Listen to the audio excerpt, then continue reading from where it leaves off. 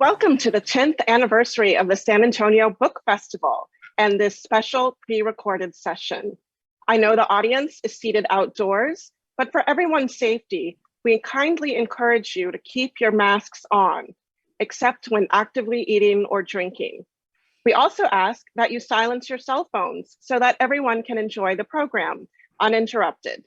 If you wish to support the writers participating in this event, copies of their books will be available in the Nowhere Bookshop tent across the street.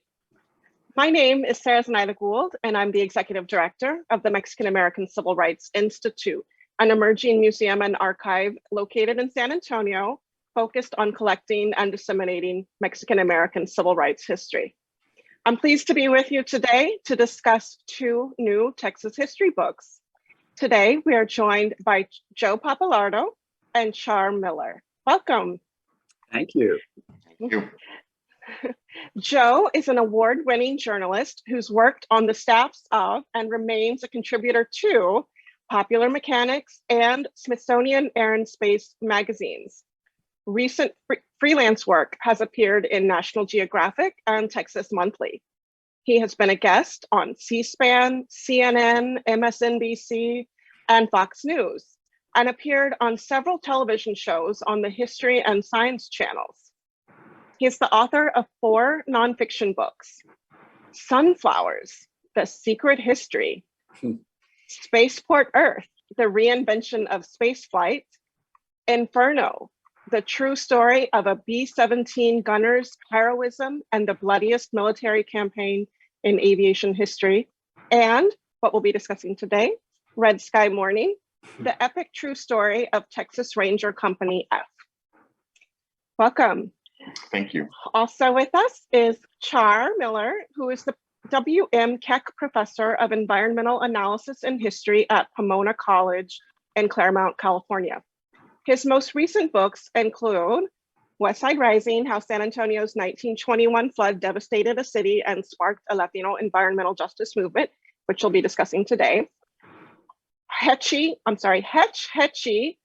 A History in Documents, which came out in 2020. Theodore Roosevelt, Naturalist in the Arena, The Nature of Hope, Grassroots Organizing, Environmental Justice and Political Change, which came out in 2019.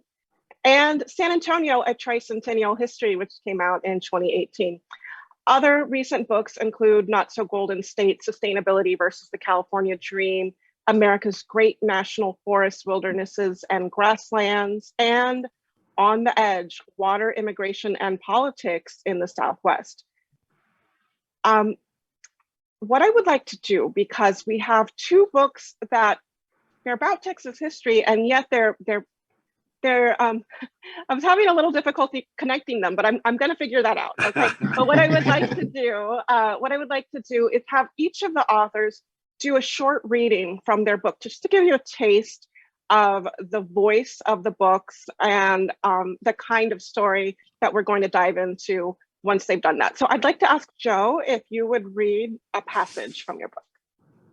It's a terrifying opportunity, but I will do my best. There's a reason why there's professionals that do this, but I'll try to do the book the justice that I certainly think that it deserves. It's also my debut of wearing glasses in public, so I've got that distinction today. So. Well, we all match. Yeah, I know. Now I fit right in, and I feel smarter. So that wears off. Hopefully not with the audience. So this is from the introduction, and this is sort of the reader's first taste of the East Texas setting of Red Sky Morning. So. And it's also the dawn of the feud that sort of drives every character in the book sooner or later. So, December 6, 1883.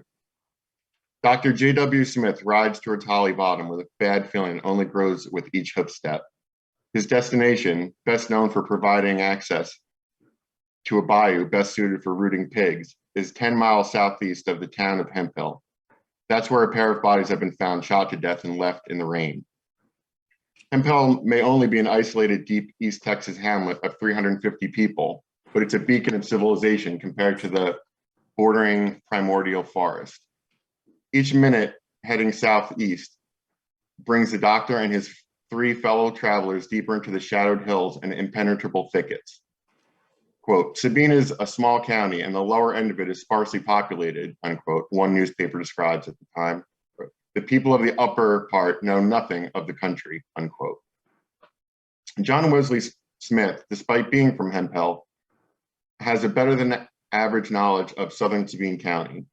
The 39-year-old is a native to the county who has served as a doctor here for 7 years. Being summoned from his office or even his bedroom to handle unexpected backwoods emergencies is a fundamental part of his job. Just such an opportunity presented itself this afternoon in the form of Sabine County Judge J.A. Whittlesey, who summoned him for this grim, unexpected ride. Whittlesey is in charge of the impending double murder inquest since, among his other civic function, he is the county's de facto coroner. Wisely, since he has no medical training, the judge enlisted Smith to provide his pathological expertise. 2 other men of Hemphill ride with the judge and the doctor. Store owner J. O'Toole is a man on the rise, already well-to-do and poised to do better. He operates a shop on the town's courthouse square and has expanded his operation by marrying the daughter of his competition. Larkin Morris, the final member of what a court will later call the coroner's party, is a 44-year-old carpenter. I redacted some for time. I try to go into the background of everyone in the town as a universe build. So the doctor, the carpenter, and the merchant have combined under the judge's fiat to become a coroner's jury. These quasi-judicial bodies preside over an inquest that decides if there's enough evidence to justify a murder charge. Members collect evidence, interview witnesses, and testify to what they find in court. Whittlesey wants every step taken to gather evidence and build a case, and he knows a talented doctor like Smith can infer things about how the killings occurred by examining the wounds.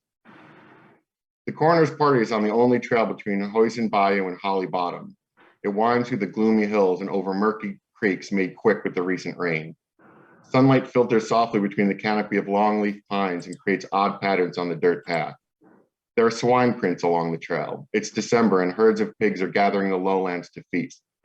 Hoofprints of horses ridden by the pigs' various owners are stamped into the ground along the path as well. With the temperature dropping, Smith thinks moodily, it will soon be slaughtering time. A gathering of empty horses and solemn men stands along the path at Holly Bottom. Somewhere beyond the search party members are the bodies of 24-year-old William Christopher Kit Smith and 22-year-old Eli Lowe. The men of Hemphill dismount and offer condolences all around, starting with Eli Lowe's father, Jack Lowe. William McDaniel was also understandably distraught. As a youth, Kit Smith lived with his uncle Billy after his mother died, along with his widower father, Irving Smith, and his brother Joe.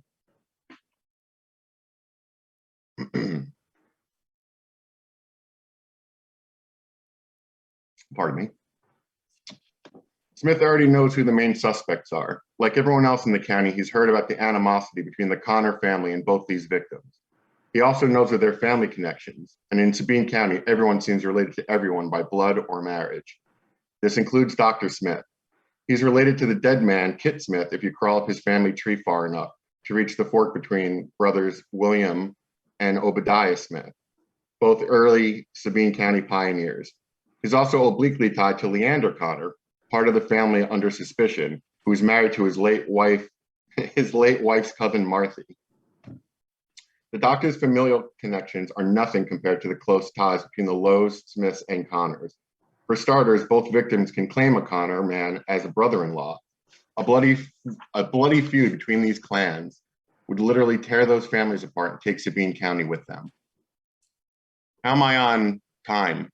I've got a little while to go, but I can stop there if y'all want. I think it's okay. Keep going. All right. These clans would literally, a feud between these clans would literally tear these families apart and take Sabine County with them. It doesn't take too long for Smith to realize that the situation is worse than he feared, as Jack Lowe relates fresh accusatory news. Just days ago, he traded some harsh words with Willis Connor and his son Frederick during an encounter at 6 Mile Creek, which runs between their homesteads. The younger Connor, whom everyone calls Fed, specifically threatened the victims after accusing them of pestering the family's hogs. The argument almost escalated into a gunfight, Lowe says. Whittlesey reads the mood of the crowd and gets the inquest underway. He wants actual justice to begin before frontier justice can foment. It's time for the doctor to get to work examining the bodies. The friends and family back away, unwilling to leave, but unable to watch. The corpses lie 10 feet apart. Kit Smith lies on his back, his feet tucked unnaturally beneath him. This is where and how the search party found him. However, they found Eli Lowe on the side of the trail, partially submerged in rainwater. Jack Lowe couldn't stand that sight and asked the men to get the body to dry ground. They fished him out and placed him face down. The doctor will soon see why. Dr. Smith examines Kit first. There's a catastrophic but single head wound to the left temple, seemingly a gunshot that is enough to kill. But there's a wound in the man's blood-soaked right side that needs to be considered as well. The doctor begins to strip the body with clinical poise. A sudden flash on the dead man's vest catches his eye, a blue and white piece of homespun patching. If this material is wadding from a handcrafted ammunition used by the killers, it represents a piece of evidence left at a scene that has precious little. He hands the cloth to Larkin Morris, who places it into an envelope. The stripped corpse reveals a galaxy of shotgun pellet wounds in the side of his right shoulder, and as Smith tips the stiff torso forward, another is spread across his back. He digs out a few pellets, all buckshot. These wounds may have killed Kit Smith eventually from blood loss, but the doctor already knows that they didn't have a chance. He takes a steel rod and inserts it into the hole in Smith's left temple. A single bullet channel plunges down into his throat, almost reaching his chest. He considers the probe's angle. Someone stood above the prone, wounded man, aimed a gun at his inclined head, and fired straight into it. When Smith digs out the bullet, it's confirmed to have come from a rifle. Dr. Smith then walks to the body of Eli Lowe, his jury companions following, and starts a new examination. He turns the corpse over and winces. One eye is gone. The socket now just a gory entry wound. The victim's hands are drawn up near his face as if reaching out to block the incoming gunshot. Now the dreaded part. Smith probes the eye wound's channel with the rod and finds another downward trajectory, another execution while the man was on the ground.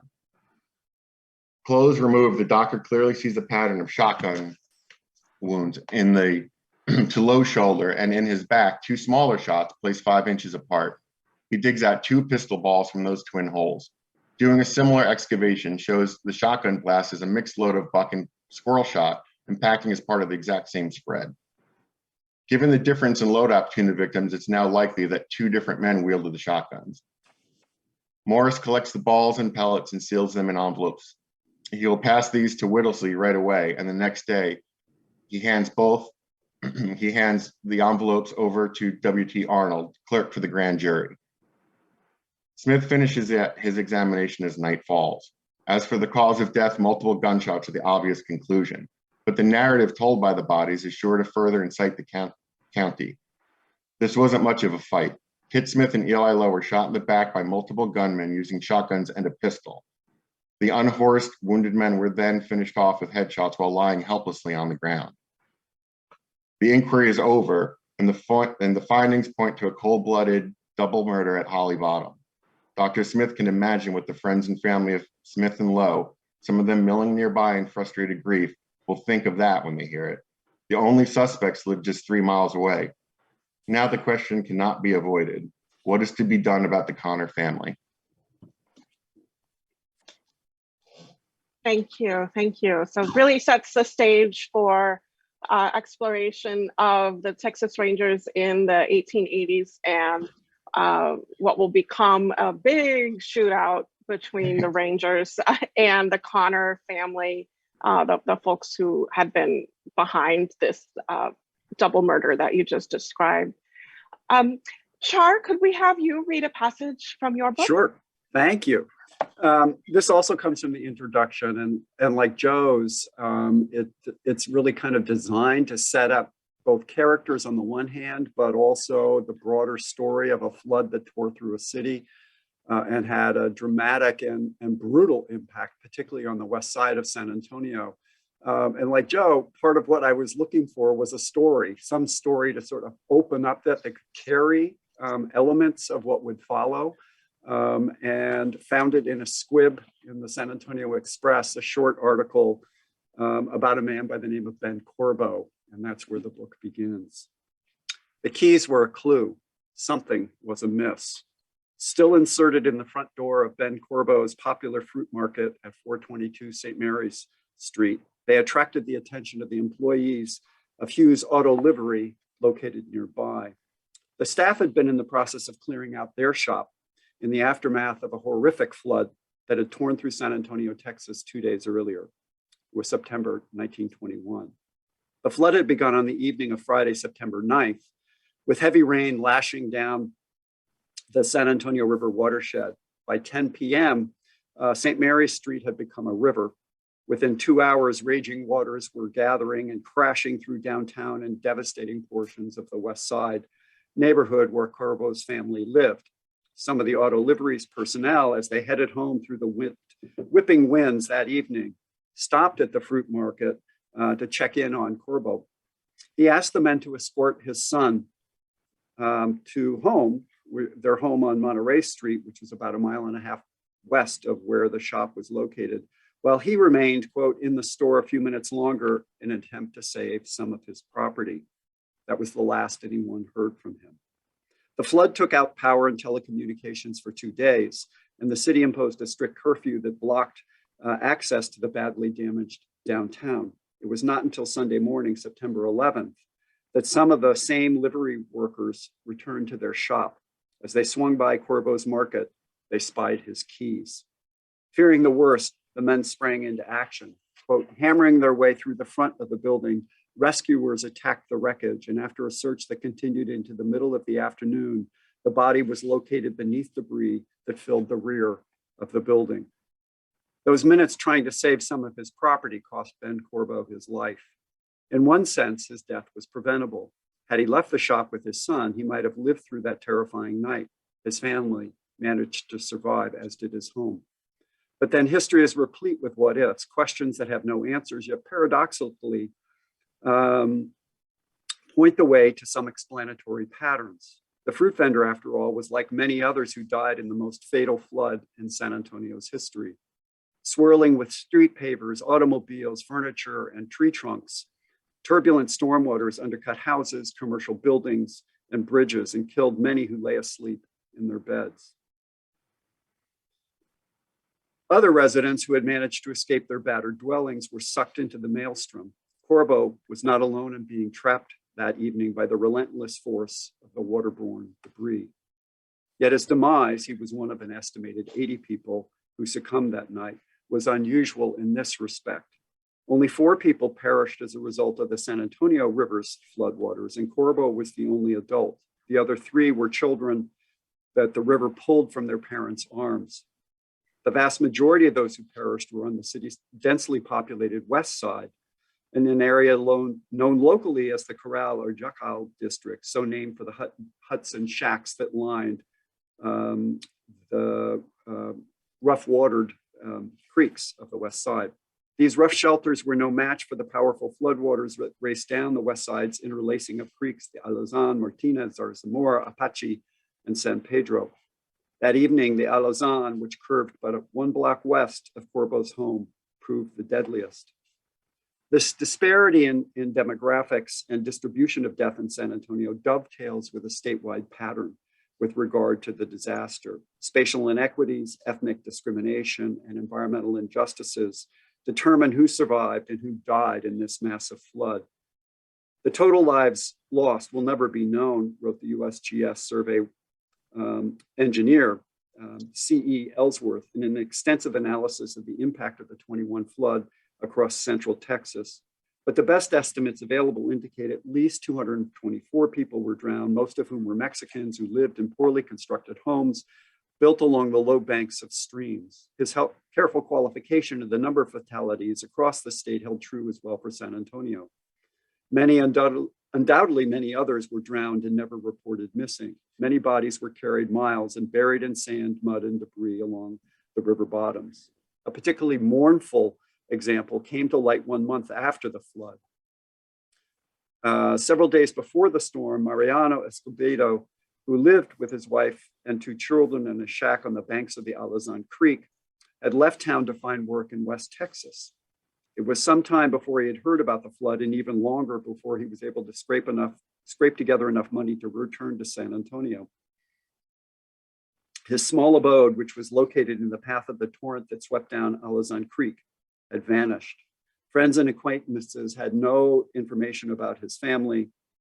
Talking to the Red Cross, which assisted him in every way possible, came up with no news. The city police suspected, probably rightly, that their bodies may have been carried away many miles away by the floodwaters and a result would never be found.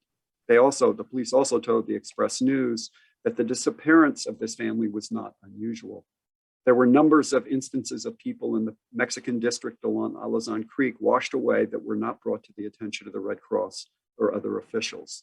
And the book is basically designed to explain at least that part of the story about who died where and why.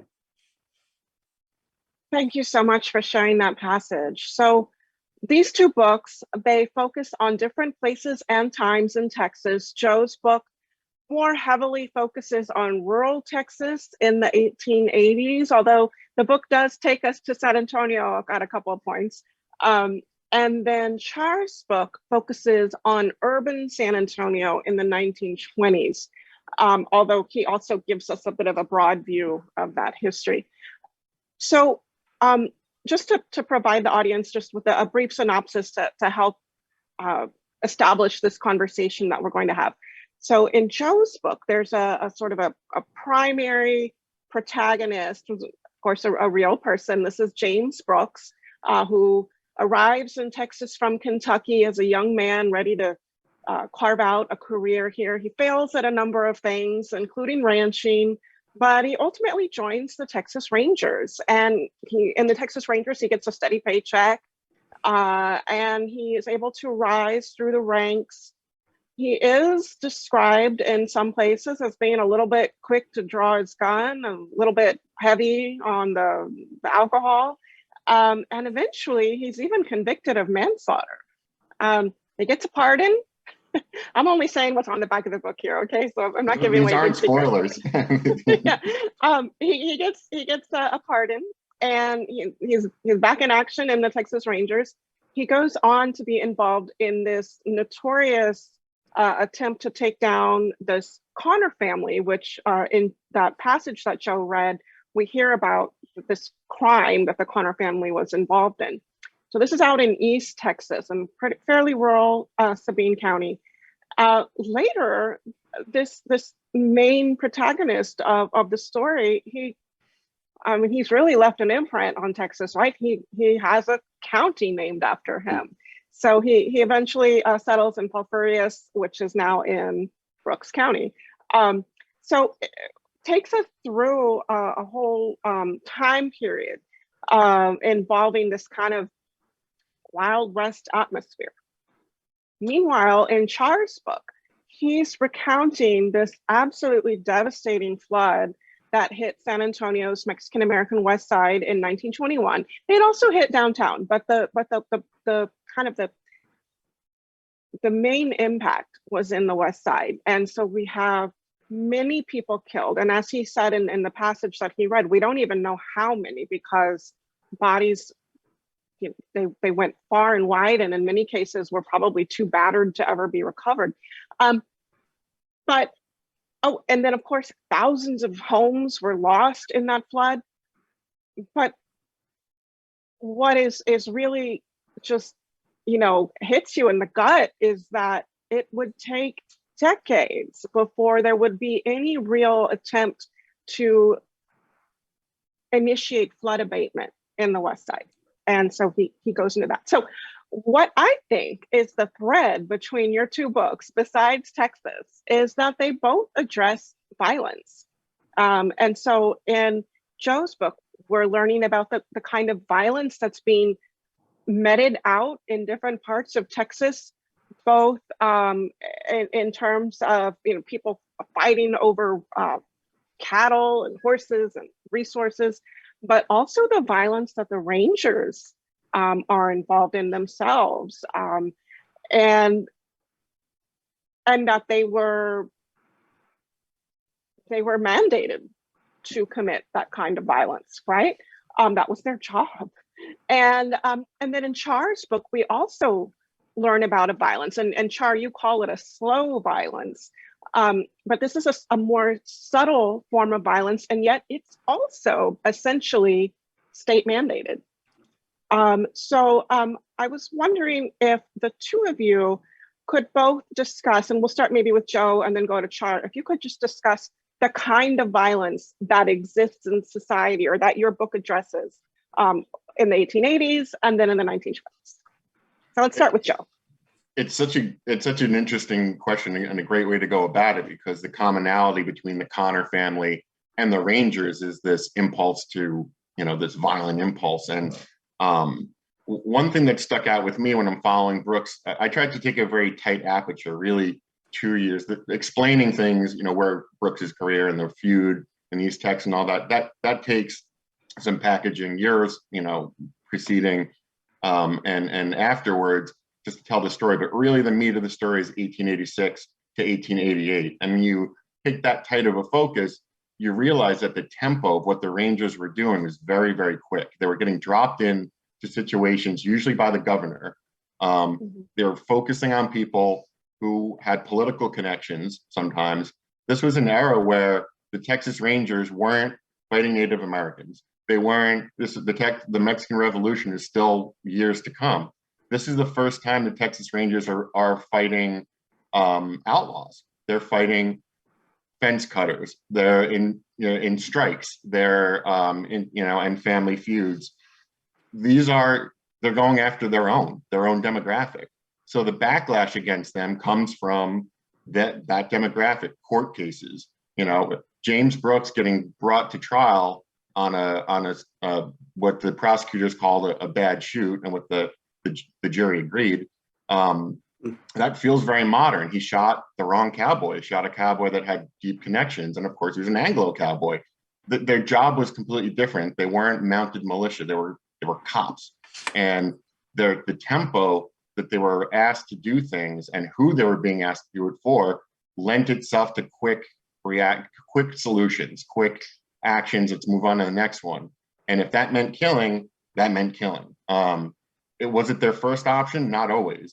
Was it an option they always were willing to consider? In those years, I can say yes. The fence cutters were a great example. It's almost like a popular insurrection. And they were saying, they would get arrested, they would get let off by the local authorities. The Rangers knew a killing was going to help stop that. So that was almost the preferred outcome. And they set up an ambush that was almost, designed to leave bodies behind. So, on one end, they're being asked to do really tough things and be violent about it, and then move on to the next one. And if you don't understand that dynamic, you don't understand why they didn't do so well in East Texas. They applied the same sort of intelligence gathering, informants, all the things they normally do, form a posse, get the locals on your side, go and get the bad guys, right? Go and get the outlaws.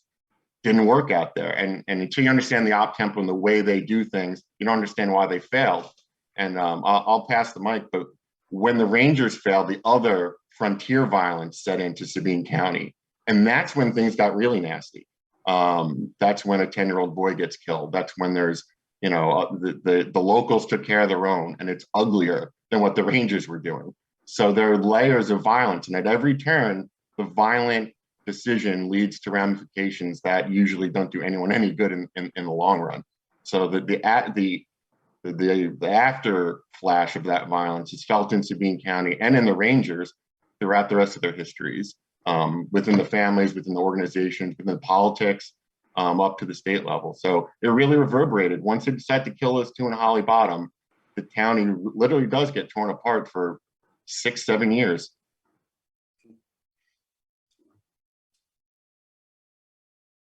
Char? Yeah. So you want to know about a different kind of violence. A different kind of violence, yeah. Yeah, so I think one of the ways to think about what happened in San Antonio is to know that disasters are not neutral. We talk about disasters as being natural disasters. There's nothing natural about a flood. A flood is just what it is. It's not something that we can blame on nature. We can blame it on where we build. And I spend a bit of time in the book sort of outlining what the Spanish did when they platted a city in a flood basin that repeatedly washed out their community, and then they promptly rebuilt it.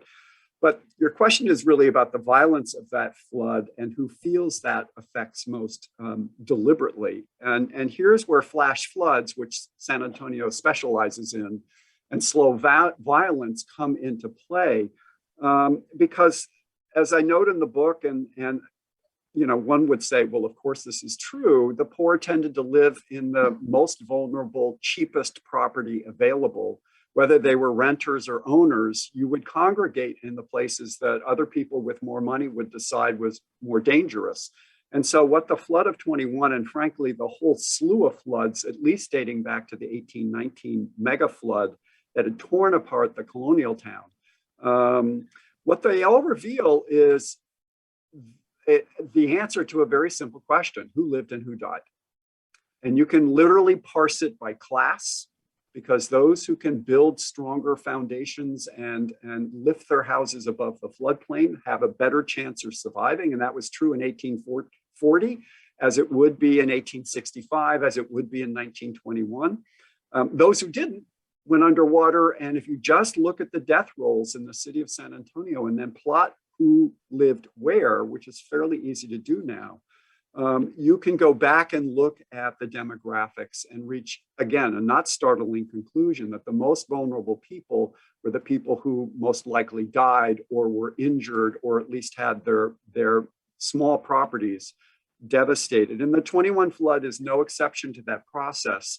What it did, though, and more dramatically than any of the other floods, was to blast through a now more densely populated West Side, more densely populated in 21 because of the various revolutions that have been taking place in Mexico, leading to large numbers of Mexican citizens moving into the United States. They're meeting with poor African Americans and poor whites to congregate in this West Side, which, as I noted in that small section I read, is laced with creeks. And so the science told the power elite of the city, don't worry about the creeks, because they're creeks. They're not the river. The river is the main threat. Well, they're basing that on a time when the West Side was much less populated, much less dense. And when this flood just devastated the West Side, engineers were surprised. But you look at the record and you realize they shouldn't have been, because there were floods in 1913 and 1914 that were every bit as big and that were actually larger on the West Side than in the trunk of the main branch of the San Antonio River. So here we see not only class, race, and ethnicity at play. What the flood also revealed, a flood that just swept through and then disappeared, it left a record in the land. It left a record in the death toll. It also left a record in the politics. And I like Joe's point about, there's gunshots are quick, it's over. But nothing is over. There's a resounding echo that works through the lives of people and of a county and of a politics, as did the 21 flood in San Antonio. And it did so because you then watch the political response. And the political response simply ramified the slow violence that had been endured on the West Side, because they built a dam, to be sure, but it had nothing to do with the watersheds on the West Side, and was built at $4 million to protect private property, public money used to protect private property in the downtown core where the merchants and the banks and other commercial establishments were located. I get that. That makes perfect sense. But they also committed themselves to changing the nature of the West Side creeks, which they failed to do until the 1960s. So there's where a political set of decisions based on an ephemeral flood that had already shown you how dangerous the West Side creeks were, led those in the power elite, whether they were mayors on the city council or the business establishment, to say, yeah, but no. We're going to spend our money in one place and not another. And the consequences of that would lead to devastating floods in the 1930s and the 1940s, and the 1950s, and the 1960s, at which point you're thinking, well, what the hell? And what the hell is you have to have power. And the power to represent in Congress and the power to represent in the city council becomes the sort of second story in this process, whereby suddenly flooding became a political issue of such tantamount importance that it changed the city's political life. We'll dive more into that in a minute, but I wanted to hop over to Joe and talk to you about the origins of this book. I think it's kind of gutsy to write a book about the Rangers in this moment, because I think, you know, the last few years we've been thinking as a society about state-sanctioned violence and you know, trying to figure out, well, what's next for us? And so, you know, I guess I have a bunch of questions, like what inspired this book? When did you become aware of the Texas Rangers? How do you go from writing about sunflowers to writing about this? Very eclectic. Well, there's a lot of ways to peel that onion. So I guess I would sort of start just by saying something that strikes me listening to Char is that, and another bit of connective tissue between these two works is that, you know, the power of storytelling. When you get into, you know, telling at a book length, why do we write history books? You can meet people, experience things, and get that connection with the people that lived in that previous time. And you start realizing sometimes, you know, especially when you're in the Old West setting, you know, which I hate that term, but you expect certain sort of stereotypes, and you expect certain, the scene to be so antiquated that you have no relation to it. Mm-hmm. And as it turns out, I think the problems that are in Red Sky and the problems in Char's book are modern feeling. What we're going through now is not that new. The existential questions behind what we're talking about are not new, right? Not only have the problems that we're facing now come from somewhere and have been shaped by those things, but they, in their own form and fashion, have dealt with it as well. There's something universal and very humanizing about these issues when you see someone going through it in the 1800s, in the 1920s, and then you realize, can you make a different choice? What are the long-term ramifications of the choices that you do make? That's a good way of thinking about solutions. And if everyone can, if we do our jobs right, and I'm sure Char did, I hope I did, you get that experience as a shared, two people from different points of view can read that, understand more, and maybe even have a conversation. That's a lot to put on us, but if they don't have the tools to talk about something, they're never going to get there. So if you love the Texas Rangers, and there are many, many who do, and if you hate the Texas Rangers, and there's many, many who do, if you learn about the Texas Rangers, you can't go wrong, right? So I'm not in the hero or villain business, and I'm not there to uncover every misdeed. I'm not there to cover up every misdeed or sweep stuff under the rug and move on to the next thing. I'm taking those 2 years as they come, right? Brooks shot a guy, got convicted, and got pardoned. Was it a bad shoot? I will tell you everything I know about that shoot, and that's up to you, but it happened. And I was in Foul, furious, on Saturday night at a banquet, and 99% of the people in that in Brooks County didn't know that he had been arrested for that. You know, the judge, the guy who the county was named after. So good shoot, bad shoot. Was he quick on the tree? He shot the guy twice. Everyone else in the room shot him once. You know, he's a deliberate guy. I'll tell you that much. But and, you know, same thing with the Connor. Same thing with the fence cutters. Most of these books move too fast to meet the outlaws, to understand the operational tempo, to understand how they went about it. So how the how the Texas Rangers do what they did in that era. If you know, Cult of Glory, which I read, of course, and is a great, well-sourced compendium of Ranger misdeeds. It spans a big length of time. And then you read the biographies of the great Texas Rangers, and it spans the time, and you get these two views of who and what the Texas Rangers were. Both sides seem to just agree that outlaw hunting was what they were best at all the time. Now let's move on to the Native Americans. Let's move on to ethnic cleansing. And those things need to be discussed by all means, but what the Texas Rangers do right now started back then. So examining the roots of their law enforcement, which is a much better use of, the mounted militia idea was a horrible idea. But why was there a need for Texas Rangers to begin with? How did they adopt that crime fighting aspect? And how did they learn the hard lessons of how to get that done? Because fighting, I always say fighting, but squaring off against fence cuts, because I think of it like a ranger. These are almost like military operations. They were so politically entrenched that they found that they were going up against other local politicians who were on the fence cutter side. Now, when you look down the years and the decades and they're in oil towns and they're going up against corrupt officials there, those are the same people who were sergeants and privates in my company were the ones who said how to tamp down the chaos at an oil boom town just enough so the business can keep going and move on. And, so the political corruption that the Texas Rangers do right now, their cases stems from this sort of early little nut. So there's a lot of, understanding what the Rangers do now, looking back in time. And I think that that's as important in some ways of a discussion, not that those other things aren't important. And we talk about that, the book does discuss how the Rangers sort of moved and molted, lost their way and sort of refound it in law enforcement because these figures in my company during this time were the ones that people like J.T. Canales, during his testimony, he brought one of them to testify.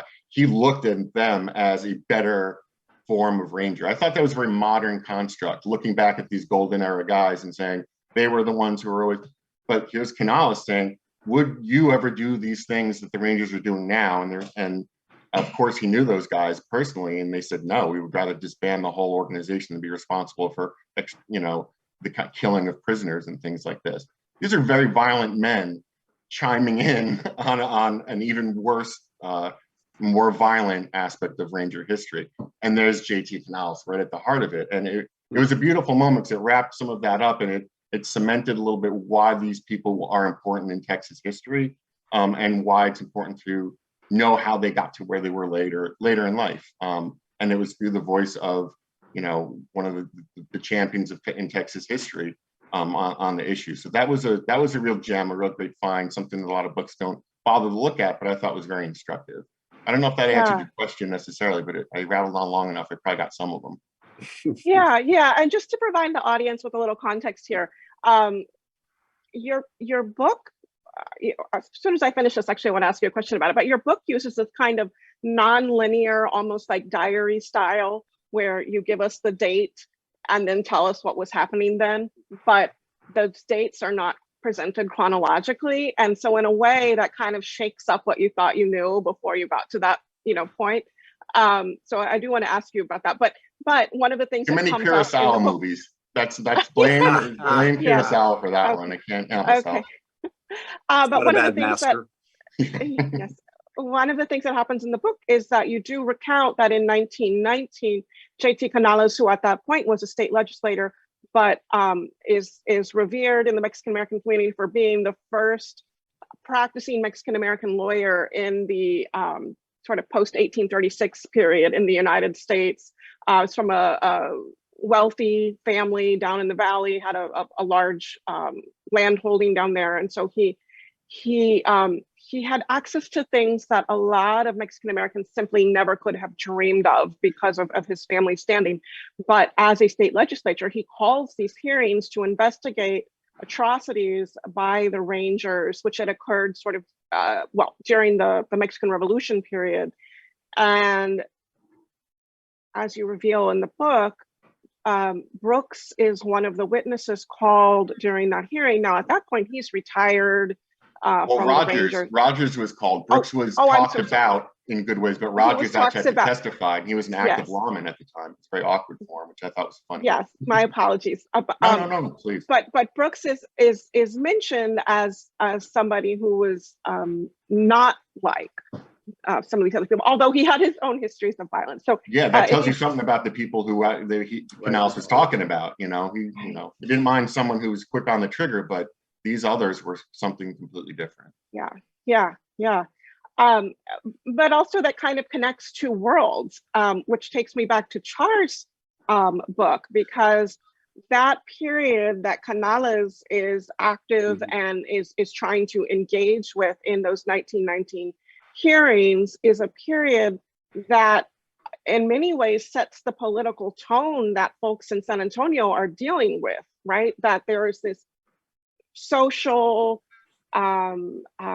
class hierarchy for Mexican Americans and Anglo Texans. And so the West Side is unfortunately the having to deal with the consequences of that hierarchy. So I wanted to ask you, Char, who were the organizations and the people who were pushing back against this kind of treatment, this kind of disenfranchisement in the West Side? Yeah, there's, it's a great question, and it raises the issue that Joe has actually been wrestling with, which is, the past is present, absolutely. And it does shape how we sort of think in future ways. And that was one of the things I was thinking through as I was writing the book and trying to figure out who those voices were, because I was sure they were there on the West Side.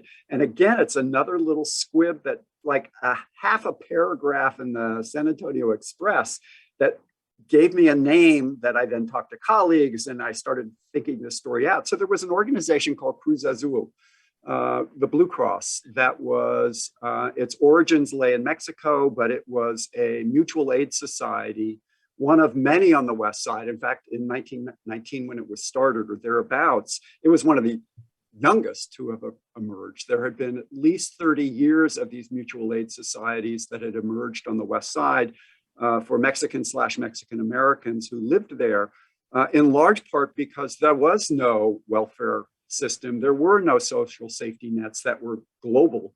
One had to make do with oneself in terms of one's parish, in terms of if you died, you had burial possibilities. If you needed a lawyer, there were lawyers. If you needed loans, there were banks.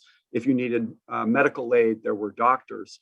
And all of these various groups were operating, but Cruz Azul had a very different way of thinking about the community that was more globalized than its peers, that had sort of site-specific and specific focus in terms of its objectives.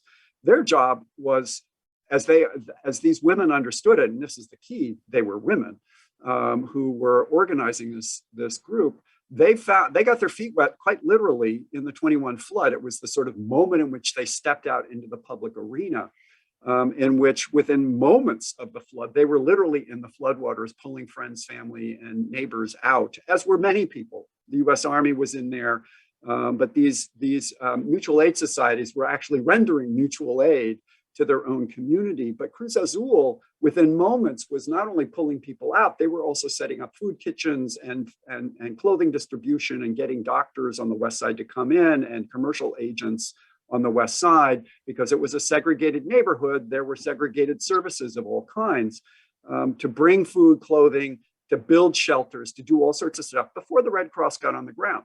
The Red Cross did a spectacular job. But one of the things that's really interesting, so good was Cruz Azul, which is a voluntary women-led organization with virtually no resources whatsoever. The work they were doing was so exemplary that the Red Cross basically gave it to them. Basically said, you guys are the ones who are going to take care of this. And we'll go off and do a tent city and do other kinds of things for job folks and the like.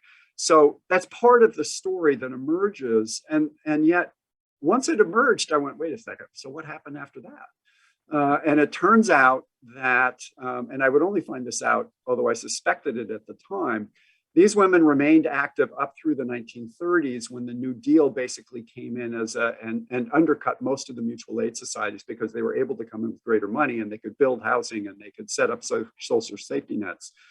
But what I was interested in is how people in Cruz Azul and their children, and probably their grandchildren, responded. And my guess was, and I only gesture towards it in the book because I had not found anybody for whom there was a direct genealogical connection. Well, it turns out when I came to the West Side Symposium that you helped to co-sponsor last November, Sarah, I did meet people who said, oh yeah, my grandmother was in Cruz Azul. I went, where were you 6 months ago when I was writing this? But, that was my suspicion that, some of it is you watch your mother or you watch your father and you say, well, that's what I'm going to do, because that's how we operate in this world. And so if you look at the sort of close of the book with the rise of the communities organized for public services, COPS, one of the great grassroots organizations in the city's history that really transformed the West Side, you go back and look at the women who were there and who their grandmothers were. I bet you at least some of them had mothers who were fishing people out of the water in the 1921 flood. So the past is literally alive in that hand grabbing and also the recognition that that connection was part of your social responsibility. Yeah. One of my favorite things whenever I'm reading a history book is to look at the sources. I'm always fascinated at how people craft their story, from little bits and pieces that you find. And so, Joe, I noticed, you were able to draw from some existing books on the history of the Rangers, but you also use this notebook that Brooks kept, which I guess is now at the Rangers Museum in Waco. Yes. And then I'm also just curious about you also use a lot of newspaper citations. What in the media were people saying? And the media circa at that time period, we're talking about newspapers, cool but what question. are they saying about this? If you were here, I would buy you a drink. That's like my favorite question.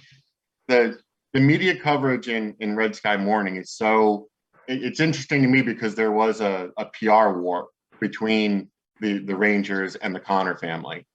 Misinformation. Hey, my son got shot dead. Just stuff like that screams out of the pages of this very biased coverage.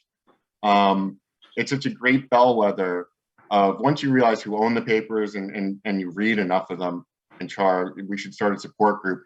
You start really recognizing the voices and the attitudes and where they're coming from. It becomes so clear when that attitude changes, something's going on, right? Like it's like reading a newspaper today that an editorial page that has a left or right leaning and they say something bad about their side. Whoa, what is that? So the newspaper coverage is a great bellwether because there's a lot of sympathy for the Connor family that comes out after the feud is done, but it turns against them previously when the Rangers were shot. So it ebbs and flows, and it's a great gauge of the community in there. And yeah, it's biased. You understand where it's coming from and you learn more. It's just like modern media. A lot of times you have to consider where it is. You're reading a blog, whatever you're reading, consider who it's coming from and you learn more from it, not less.